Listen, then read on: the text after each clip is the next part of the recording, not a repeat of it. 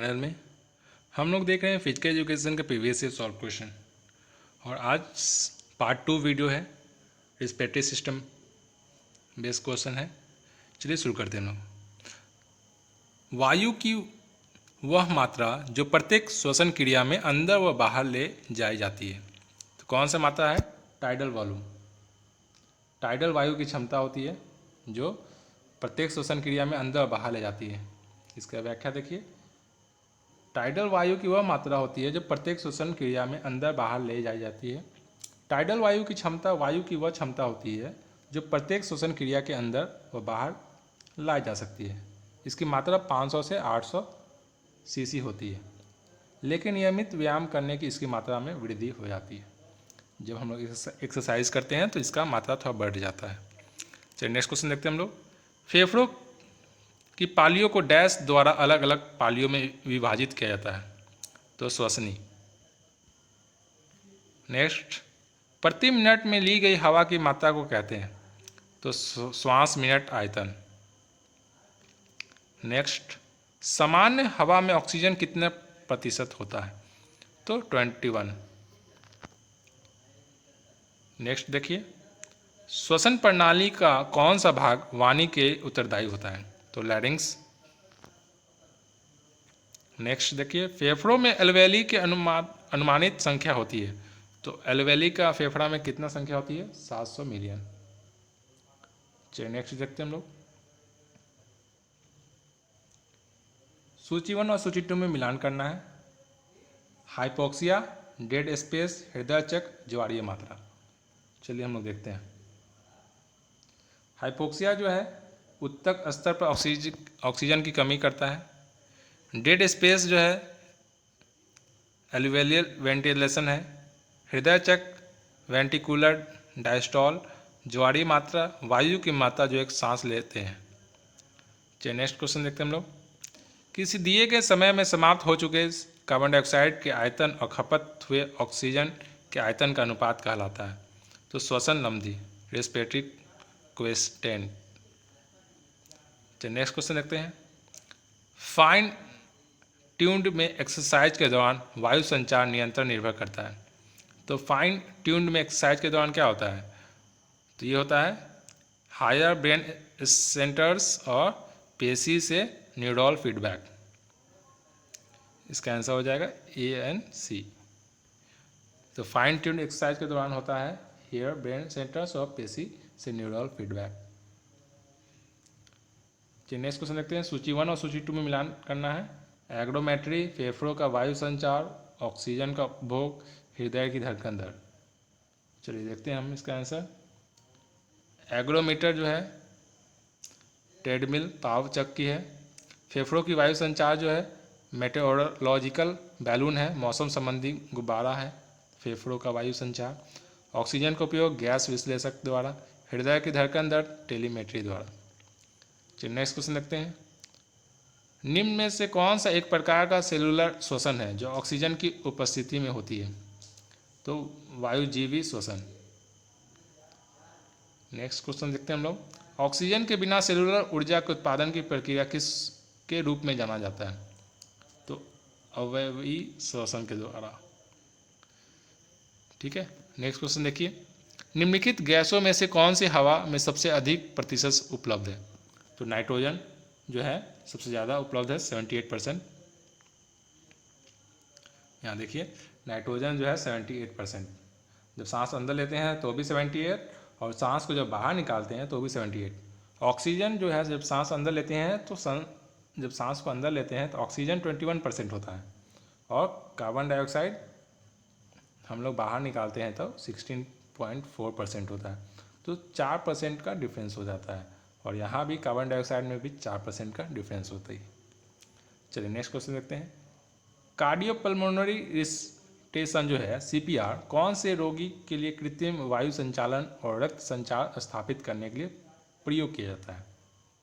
इसका आंसर क्या है? इसका आंसर है ए में क्या है? श्वसन नहीं ले पा रहे हैं। अगर आप कार्डियोरेस्पिरेटरी जो सिस्टम है, ये आप सांस नहीं ले पा रहे हैं, तो ये जो है आपको बहुत ज़्यादा प्रयोग में किया जाता है और आपको हेल्प मिलता है। सांस लेने में और छोड़ने में। नेक्स्ट क्वेश्चन देखिए, श्वसन तंत्र डैश एक किस्म की ट्यूब होती है जो बेलनाकार और इसे श्वास नली भी कहते हैं। तो ट्रैकिया होता है, श्वसन तंत्र जो है क्या होता है, ट्रैकिया जैसा होता है, बेलनाकार जैसा होता है। इसकी लंबाई जो है 10 से 16 सेंटीमीटर होता है और व्यास 2.5 सेंटीमीटर ट्रैकिया का। चलिए नेक्स्ट क्वेश्चन देखते हैं हम लोग। व्यायाम के दौरान निम्नलिखित में से कौन सा हृदय श्वसन संबंधी प्रतिक्रिया है? स्ट्रोक मात्रा बढ़ना, हृदय गति का बढ़ना, वेंटिलेशन दर का बढ़ना, एरोबिक शक्ति का बढ़ना। तो व्यायाम के दौरान क्या है, इस समय कौन सा बढ़ता है? तो 1, 2 और 3 इसका बढ़ता है। स्ट्रोक मात्रा बढ़ जाता है, हृदय का गति बढ़ता है और वेंटिलेशन दर का बढ़ता है।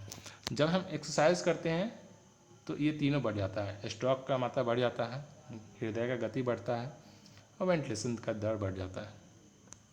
चलिए नेक्स्ट देखते हैं। ऑक्सीजन कर्ज का आविष्कार किसने किया? A.V. हिल ने। ऑक्सीजन कर्ज का आविष्कार A.V. हिल ने किया। चलिए नेक्स्ट क्वेश्चन देखिए, ऑक्सीजन कर्ज शब्द का आविष्कार किसने किया?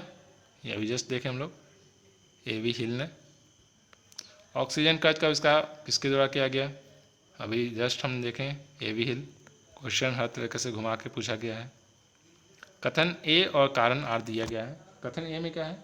आंतरिक श्वसन का मतलब होता है ऑक्सीजन तथा कार्बन डाइऑक्साइड वायु का कैपिलरी नली और कोशिका आवरण के आर पार आदान प्रदान। कारण क्या है? कारण है ऑक्सीजन मिश्रित रक्त हृदय के बाएं नीचे वाले महाधमनी में जाता है और पूरे शरीर में संचार करके महाशिरा के द्वारा हृदय के दाएं ऊपर वाले आलिंद में प्रवेश करता है। तो इसका आंसर है सी। ए सही है परंतु आर गलत है। ए सही है परंतु आर गलत है। आंतरिक श्वसन का मतलब होता है ऑक्सीजन और कार्बन डाइऑक्साइड वायु के कैपिलरी नली में कोशिका के आवरण के आर पार प्रदान करना, जो कि ये सही है। चलिए नेक्स्ट क्वेश्चन देखते हैं हम लोग। नेक्स्ट कथन ए और कारण आर है, ये भी सेम है। कथन आर जो है क्या बोल रहा है? आंतरिक श्वसन का मतलब है ऑक्सीजन और कार्बन डाइऑक्साइड का कैपिलरी नली का और कोशिका आवरण का आर पार प्रदान करना। कारण क्या बता रहा है? ऑक्सीजन मिश्रित रक्त हृदय के बाएं नीचे वाले खाने में महाधमनी में जाता है, पूरे शरीर में संचार करके महाशिरा के द्वारा हृदय में दाएं ऊपर वाले खाने में प्रवेश करता है। इसका आंसर क्या है? सेम है, दोनों सेम क्वेश्चन रिपीट कर दिया गया है। ये सही है परंतु आर गलत है। नेक्स्ट, शरीर में ऑक्सीजन परिवहन के रास्तों को पहले के बाद का सही क्रम बताइए। तो सही क्रम क्या है इसका देखते हैं हम लोग। डी, ट्रैकिया सबसे पहला होगा, ट्रैकिया, फिर एल्वेली, फिर ब्लड, फिर हार्ट, फिर आर्टरी। पहले शरीर मुंह से जो हम लोग निकलते हैं कुछ भी, तो मुंह के पास ही ट्रैकिया होता है, फिर एल्वेली होती है, फिर ब्लड में जाती है, फिर 4 में हार्ट के पास और 5 में आर्टरी के पास। चलिए नेक्स्ट क्वेश्चन देखते हैं हम लोग। सूची 1 और सूची 2 में मिलान करना है। प्राणधार क्षमता, सूक्ष्म समांतन, अवशिष्ट परिमाण और ज्वारीय परिमाण। तो इसका क्या है? सूची 1 और सूची 2 में मिलान देखिए। प्राणधार क्षमता 1 मिनट में सांस लेना या सांस छोड़ने में हवा की मात्रा को ही हम लोग प्राणाधार क्षमता कहते हैं। सूक्ष्म समांतन क्या है? प्रत्येक सांस में अंदर बाहर जाने वाली हवा का आयतन है। अवशिष्ट परिमाण क्या है? पूर्व सांस छोड़ने के उपरांत फेफड़ों में बची हुई वायु की क्षमता है। ज्वारीय परिमाण क्या है? फेफड़ों की कुल क्षमता का एक प्रमुख भाग।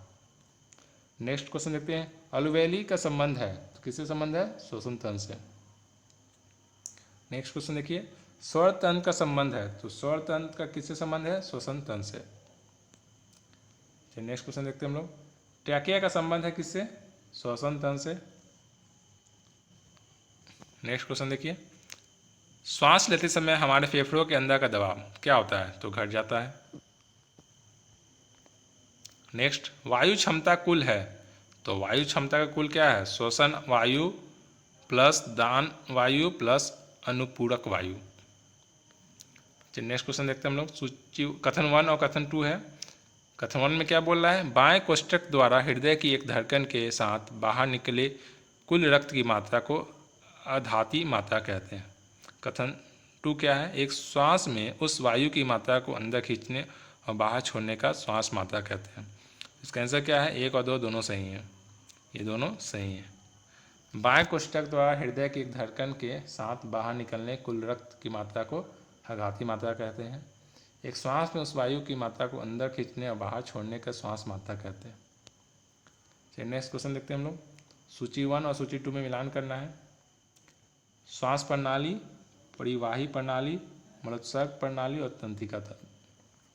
तो श्वास प्रणाली क्या है? गसनली और फेफड़ा। परिवाही प्रणाली क्या है? रक्त संवाहिनी। मलोत्सर्ग प्रणाली क्या है? अवशिष्टों का बाहर निकालना। तंत्रिका तंत्र क्या है? तंत्र कोशिका। चलिए नेक्स्ट क्वेश्चन देखते हैं। कथन ए और तर्ककार है। ऑक्सीजन ऋण व्यायामतोड़ ऑक्सीजन की खपत है जो मूल ऑक्सीजन खपत दर से अधिक होती है। तर्क में क्या बता रहा है? ऑक्सीजन ऋण वह ऑक्सीजन है जो आराम के दौरान वापस होती है, जो समान अवस्था में उसी अवधि में खर्च हुई होती है। यह एकत्रित ऊर्जा को लौटाने में लगी होती है। यह गतिविधि के दौरान खर्च की गई। तो कथन ए सही है, तर्ककार गलत है। तो कथन ए में क्या सही बता रहा है? ऑक्सीजन ऋण जो है व्यायामोत्तर ऑक्सीजन की खपत है जो मूल ऑक्सीजन की खपत दर से अधिक होती है। चलिए नेक्स्ट क्वेश्चन क्या है? अल्प ऑक्सीजनकर्ता में ऑक्सीजन कम पहुंचती है, तो उत्तक में कम पहुंचती है। शरीर में ऑक्सीजन का स्तर 99% होना चाहिए। यह 96 से कम हो जाए तो उत्तकों में ऑक्सीजन है, रक्त की कमी हो जाती है। अगर हम लोग 99% ऑक्सीजन होना चाहिए लेकिन 96% अगर हो जाए तो रक्त की कमी हो जाती है, उत्तकों में ऑक्सीजन है। तो जिस व्यक्ति हाइपोक्सिया का शिकार हो जाता है, फेफड़ा के रोग होने पर सबसे पहले ऑक्सीजन का स्तर घटता है। हाँफना, रक्त की कमी और कमजोरी इसका लक्षण है। ठीक है, चलिए नेक्स्ट क्वेश्चन देखते हैं हम लोग। आज का लास्ट क्वेश्चन। न्यूनतम प्रसाव के बाद छोड़ी गई वायु की महत्तम मात्रा क्या है? तो न्यूनतम प्रसाव के बाद क्या है? Tidal volume. तो इसका क्या व्याख्या दिया गया है? श्वास की मात्रा के आयतन, यानी कि श्वास को लेने और छोड़ने के श्वास मात्रे आयतन कहते हैं, जो कि न्यूनतम प्रश्वास के बाद छोड़ी गई वायु का महत्तम मात्रा होती है। तो आज 439 क्वेश्चन तक किए हैं हम लोग। इसके आगे नेक्स्ट वीडियो में करेंगे। Okay, good by two all of you, have a nice day.